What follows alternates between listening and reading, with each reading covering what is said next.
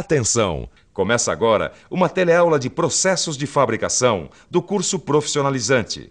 Você vai assistir a teleaula de número 9. Bons estudos!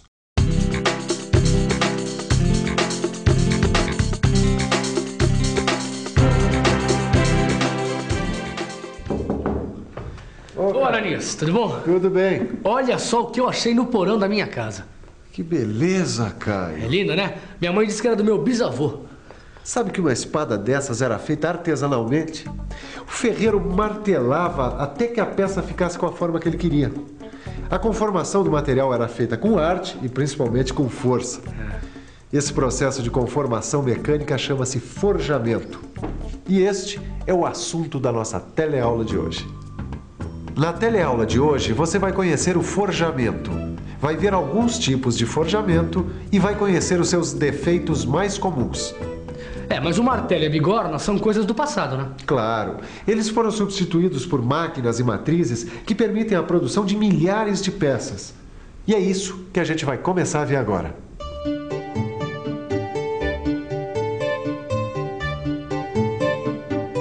Joana, você sabe o que ele está fazendo? Sei, ele está malhando um material para fazer alguma coisa. Isso mesmo. Em outras palavras, ele está conformando o material por martelamento. Mas isso tem um outro nome, né, Célio? Tem. É o forjamento. O forjamento é um processo de conformação mecânica que deforma o material por martelamento ou prensagem. É usado para a fabricação de produtos acabados ou semi-acabados de alta resistência mecânica. Hoje em dia, o forjamento é feito através de equipamentos, pela aplicação individual e intermitente de pressão. Quer dizer, pelo martelo de forja e pela prensa.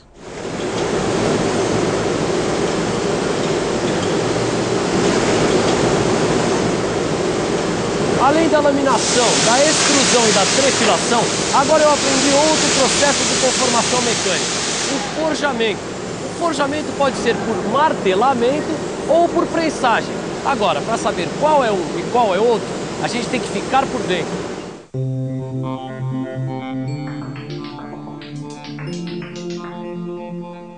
O forjamento por martelamento é feito com a aplicação de golpes rápidos e sucessivos no metal.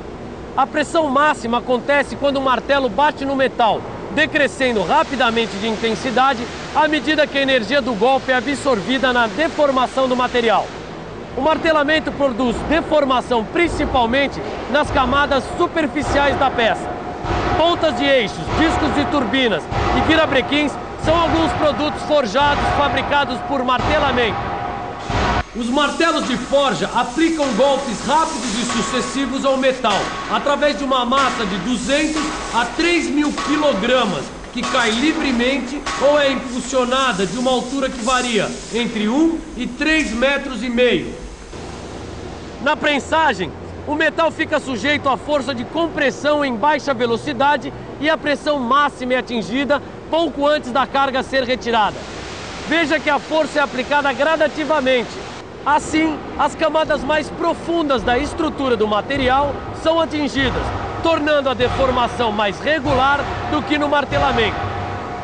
No forjamento por prensagem, as prensas mecânicas de curso limitado são acionadas por eixos excêntricos e podem aplicar cargas entre 100 e 8.000 toneladas.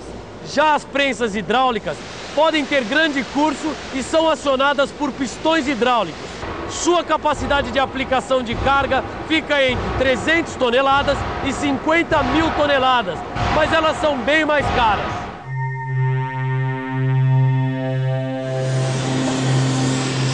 As operações de forjamento são realizadas a quente, em temperaturas superiores às de recristalização do metal.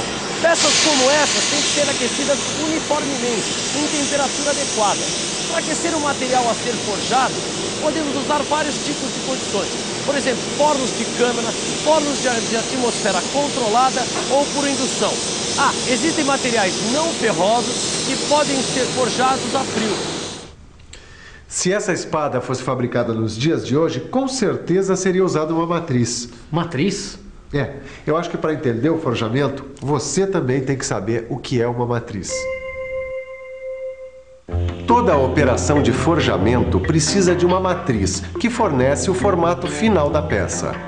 Elas são submetidas a altas tensões de compressão, altas solicitações térmicas e choques mecânicos.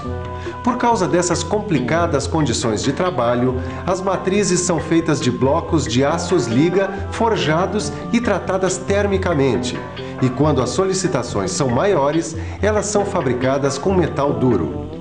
O forjamento é feito em matrizes abertas ou em matrizes fechadas. Aqui a gente vê que no forjamento em matrizes abertas ou forjamento livre, as matrizes têm formatos simples. Primeiro vem o corte do metal em barra, que a gente chama de corte do Blank. Depois de cortado, o metal é aquecido num forno. Aí então é feito o forjamento propriamente dito. No final a peça é resfriada e rebarbada. O forjamento livre é recomendado para a produção de pequeno número de peças, mas que tenham um tamanho grande, como eixos de navios, turbinas, virabrequins e anéis de grande porte. Tá bom, acho que eu entendi, Ananias. Mas dá para ver o forjamento livre em detalhes? Claro que dá. Olha aqui, ó. Aqui nessa ilustração, a gente vê algumas etapas do estiramento de parte de uma barra. Esta é a peça inicial. E esta, a peça final. A operação é iniciada com uma matriz de pequena largura e o estiramento acontece através de golpes sucessivos e avanços da barra. A barra é girada a 90 graus e o processo repetido. Para conseguir este acabamento, as matrizes são trocadas por outras, de maior largura. Agora vamos conhecer o forjamento por matrizes fechadas. Vamos pensar um pouco? Vamos pensar um pouco. Deixa eu ver. No forjamento em matrizes fechadas, o metal ganha o formato da cavidade esculpida na matriz. E por isso, existe uma forte restrição ao escoamento do material para as laterais. A matriz tem duas metades. A metade de baixo fica presa à bigorna e nela é colocado o metal aquecido. A outra metade fica presa no martelo ou na parte superior da prensa que cai sobre a metade inferior e faz o material escoar e preencher a cavidade da matriz. A peça forjada, acabada, geralmente não é conformada em um só golpe porque tanto a extensão quanto a direção na qual o metal vai escoar são pequenas. Por isso, para a confecção de uma única peça, são necessárias várias matrizes com cavidades correspondentes aos formatos intermediários que o produto vai adquirindo durante o processo de fabricação. A matriz apresenta uma cavidade extra em sua periferia e que tem o objetivo de conter o excesso de material que garante o preenchimento dela durante o forjamento.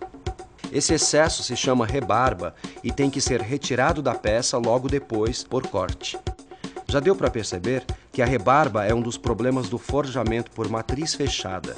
Por isso, as matrizes apresentam calhas que evitam que a rebarba seja muito grande. Muito obrigado, seu Capeleto. Valeu mesmo, viu? O seu Capeleto sabe tudo sobre forjamento. Ele acabou de me explicar quais são as etapas do forjamento em matriz fechada para peças mais simples. Primeiro vem o corte do Blank, que é o corte do metal no tamanho necessário. Depois, o Blank vai para o aquecimento, realizado em fornos. Aí vem o forjamento intermediário, que é realizado quando a conformação numa única etapa é difícil. Agora, a gente vê o forjamento final, feito na matriz com as dimensões finais da peça. E para terminar, vem o tratamento térmico para a remoção das tensões, homogeneização da estrutura, melhoria da usinabilidade e também das propriedades mecânicas. Ananias, eu estava lendo um pouco mais sobre forjamento. Tá vendo só? É assim que a gente aprende. Na teleaula de hoje, a gente está vendo algumas coisas básicas sobre o processo de forjamento. Mas se você pesquisar, você vai descobrir coisas incríveis sobre o forjamento. Desculpa, Caio. O que é que você estava falando? Não, tudo bem. Eu estava lendo um pouco mais sobre forjamento e vi essa representação de rebarba que tinha que ser retirada com uma operação de corte. Aí eu pensei, será que o forjamento é como a laminação, a trefilação e a extrusão, é que apresentam esses defeitos típicos? Boa pergunta, Caio. Vamos agora dar uma olhada rápida nos defeitos dos produtos forjados. falta de redução, que é a penetração incompleta do metal na cavidade da ferramenta. Isso que altera o formato da peça é resultado de golpes rápidos e leves do martelo. Trincas superficiais são causadas por trabalho excessivo na periferia da peça em temperatura baixa ou por alguma fragilidade a quente. Trincas nas rebarbas ocorrem por causa de impurezas do metal ou porque as rebarbas são pequenas. Elas começam nas rebarbas e podem penetrar na peça durante a operação de rebarbação. Trincas internas, que como o nome mesmo diz, começam no interior da peça como consequência de tensões originadas por grandes deformações. Outros defeitos, como gota fria e incrustações de óxidos, podem ocorrer nesse tipo de processo. Bom, agora eu vou dar uma olhada caprichada no meu livro de estudos, porque tem muita coisa para aprender sobre os defeitos dos produtos forjados. E não dá para bobear, né? Por que você não faz como o Caio, hein? Pegue o seu livro de estudos e fique ligado. Vem aí a revisão. E atenção, se liga aí que é hora da revisão. Na teleaula de hoje, você conheceu mais um processo de conformação, o forjamento. Viu que o forjamento pode ser feito por martelamento e por prensagem. Aprendeu o que é uma matriz e viu que o forjamento pode ser feito em matrizes abertas ou em matrizes fechadas. Finalmente, viu alguns defeitos que podem aparecer em produtos forjados. Hoje você ficou por dentro de mais um processo de conformação mecânica. E se você quiser forjar o seu futuro, não esqueça de dar uma boa revisada no seu livro de estudos. Na próxima teleaula tem mais um novo processo de conformação mecânica. Boa sorte e até lá!